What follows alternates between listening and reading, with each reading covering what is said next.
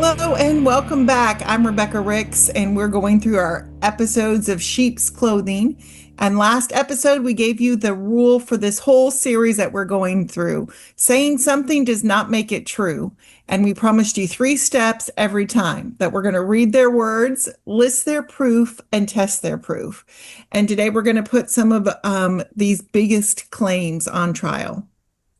I'm going to read it in the document so I can give you the exact words. In the second section of this horrific document, it states, and I quote, "Jews control the banks and the media. They hoard resources," end quote. Now, Jews control the banks and the media. They hoard resources. This document, section 2, stamp the word lie across it and keep it there. By the way, no proof, just a statement. Randy? So that's the charge. So let us run the steps, and by the end, you're going to watch the only proof this charge has ever had completely fall apart. Right. And so we're going to really go along with 1 Thessalonians 5:21. Prove all things, hold fast to that which is good. So let's go ahead and prove this one. So Linda, what is their own words? So step 1, what they say. Their own words in full. The document lists that the accusation, Jews control the banks and the media. They hoard resources. They exclude outsiders. And then instead of denying it, it hands it a cause. It calls the cause, quote, scarcity mentality. Now, root causes scarcity mentality. That was in this document, section 2. This is actually the whole episode. The document does not say the accusation is false. It treats it as a true behavior, and then it simply needs explaining. And mark this down. When you explain a slander, instead of denying it, you have actually agreed with it. Right. You have agreed without ever having to say it out loud. And this is exactly what this document does. So it makes it sets this as settled fact, which brings us to the step 2. So where is the proof?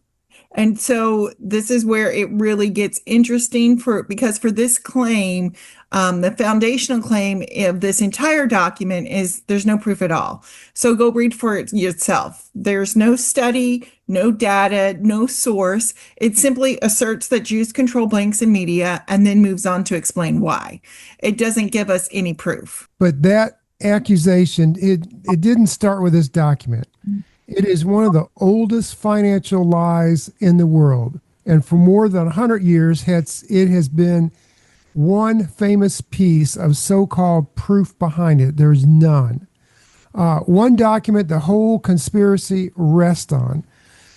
So we're going to basically be going to move more than fair. We're going to go and get the strongest proof this charge has ever had anywhere. And we're going to put that on trial for you. The book is called The Protocols of the Elders of Zion. If the idea that Jews secretly control the banks and the media has a birth certificate, this book is it. So let's test it. So this is the step 3, why the proof fails. The Protocols claims to be the secret minutes of a meeting of Jewish leaders plotting to take over the world through money and the press.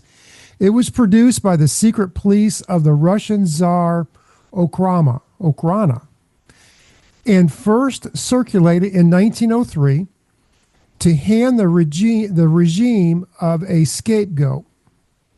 And this document is a forgery. That is not even disputed, and it's not even a matter of opinion. It was proven in August of 1921. A reporter named Philip Graves at the Times of London laid it down beside a French book, Maurice Joly's 1864 satire, Dialogue in Hell, between Machiavelli and Montesquieu. And he showed that the protocols had copied it in places almost word for word. So the entire document is a forgery. Wow. And here's the part that ends the argument. Joly's book was a satire about a French emperor. It never mentions Jewish people, not one single time. The forgers took a book that had nothing to do with Jews, swapped the Jews in, and sold it as a Jewish confession. Investigators traced other passages to an 1868 German novel. The whole thing was stitched together completely out of fiction. And this is not our opinion. The United States Holocaust Memorial Museum documents it. The Encyclopedia Britannica documents it. It is one of the most thoroughly debunked documents in human history. And it did not say in Russia. Henry Ford, the automaker, one of the richest men in America, put his fortune behind it. He ran it in his newspaper, the Dearborn Independent, and about 81 articles bound into a book called The International Jew, and handed it out through his car dealerships across the country.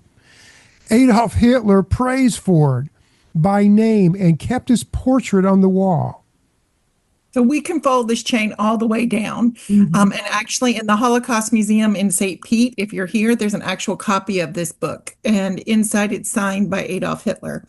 And it's in the museum there. So the only proof this accusation has ever had is a forgery. It's written by a secret police force and copied from a satire that never mentioned a Jew.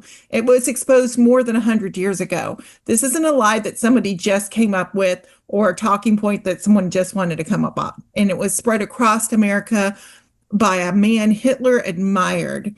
And that is the evidence. That's the entire case every time we talk about this. Yes, and Rebecca, it fails the second way too. If that weren't enough, the charge does not even hold together on its own. The same movements call the Jews the secret masters of capitalism, and then also basically the same thing, same people call them the secret masters of communism. I don't know how you can be the secret master of capitalism and communism at the same time. Right. The Nazis ran both at the exact same time. Jewish bankers and Jewish Bolsheviks in the very same speeches. Talk about a contradiction on its face, exposing again another version of the lie. You cannot be the hidden hand behind a system and behind that system's exact opposite. Not unless the accusation was never about banking at all. It was only ever about the Jews. That's right. The charge is an empty shape, and hatred pours into whatever shape the moment needs. And this is the one thing you must not do. That's right. And go ahead, Rebecca. So how do you answer this when it comes to you or at your kids? Because I hear this all the time, and I'm sure my children are going to be able to hear it too. Here's the one thing you must do. You do not start counting. Do not start looking. Do not start looking at percentages of bankers are Jewish to argue it down. And the second you start counting, you have agreed that this question is fair. It was never fair. You answer it in the way we just did. With forgery, the date, and the facts, it cannot keep from its own story. Once you start even thinking in your mind that this could be true, you've already believed it. So there was kind of the verdict on step 3. The document handed you this accusation and settled fact and gave you no proof. The only proof it ever had anywhere is a forgery, and that charge contradicts itself, and there's nothing left standing. The foundation of this entire document is a sentence with no truth underneath it. And there's a very old commandment for exactly this issue. And it's found in Exodus 20:16. It says, "Thou shalt not bear false witness against thy neighbor." And this is exactly what this is. It's a false statement that's been contrived over years and years. It's gotten traction. It keeps reinventing itself. But the reality is it's a false statement, and it's against our Jewish communities. Yes. Yeah, you know, it's against our Judeo-Christian values. And Exactly. it flies in the face of all scripture, Old and New Testament. But why is this dangerous? So this is not academic. This exact lie, Jews and money and media, is one of the most common anti-Semitic claims on the internet today. And the ADL recorded one of the most anti-Semitic incidences in American history in 2024. Forgeries do not stay on the shelf. They get believed and then they get acted upon. And that is exactly what you're seeing today. You see, once you accept that the Jews are hoarding and controlling, the document needs a reason that anti-Semitism exists in the first place. It needs someone to blame. Yes, it does. And the reason it's about to give is going to be hard to hear. It's going to tell you that anti-Semitism actually is the fault of the Jews themselves. You heard me right. That's what they're going to tell you. Anti-Semitism itself is somehow the fault of the Jews. And we're going to talk about that probably in the next episode. And we're going to claim it the same three ways. Read it, list the proof, prove all things. That's all going to be in episode 3. So Linda, before we wrap up here, is there anything else you'd like to add to this? Yeah, I've been reading and studying a lot about the root of this hate. And all of this root of this hate, it goes back to a hatred of God himself. And you cannot call yourself a Christian and hate God's people.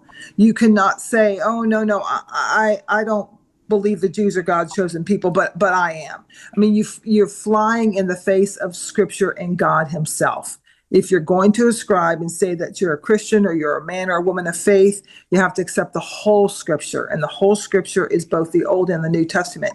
Even if the Old and the New Testament, even if you didn't use it, if you just take this away from Scripture, away, just on its face, it's just a flat lie that was created by the enemy, by the people who hate, whether it's the Bolsheviks, the Germans, whomever it was, who hated the Jewish people and tried to scapegoat them for all of their own failures. That's exactly what's happening today. Please tell me that we're not seeing the 1930s all over again. I would like to tell you we're not, but we are. Thank you. It's creeping in slowly. Randy? Well, I would say this, that what happens is Christians will get some type of information, false information off of the internet, from a document such as the one that we are actually going over right now. And then they start pushing it out there. And sometimes they will push it out there as a question. Isn't it true that the Jews are hoarding money and they control the banks, or fill in the blank? Is it true? And they'll ask questions. And then when you confront that about it being anti-Semitic, they're like, well, I'm just asking questions. No, you're creating a narrative. And this is a thing that as a believer, it's got to stop. It has absolutely got to stop. Number one, you're attacking God's people. And you're not going to get away with that forever. You will not get away with that forever. Not at all.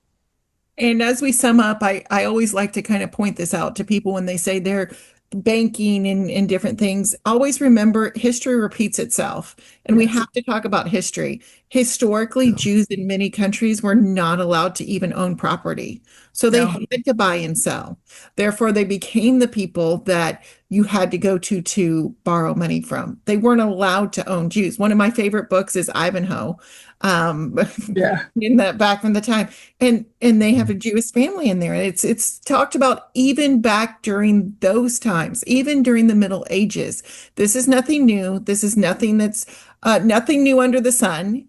This is the same thing that comes back. But I would say it's coming back again, where we're all looking for someone to point at. And so what Randy was saying, when you even start answering those questions, when you start going down the rabbit hole to start digging up things, you're going to find a wealth of people who have put tons of misinformation on the internet. There's so much misinformation that you can Google and find someone who agrees with almost anything that you want to agree with. So just remember, as you're doing this, judge everything by Scripture. That's why we're doing these 3 questions. Okay, here's your statement. What's your proof? How can you prove it? Is there any other way to undo it? Almost a scientific method. Oh my gosh.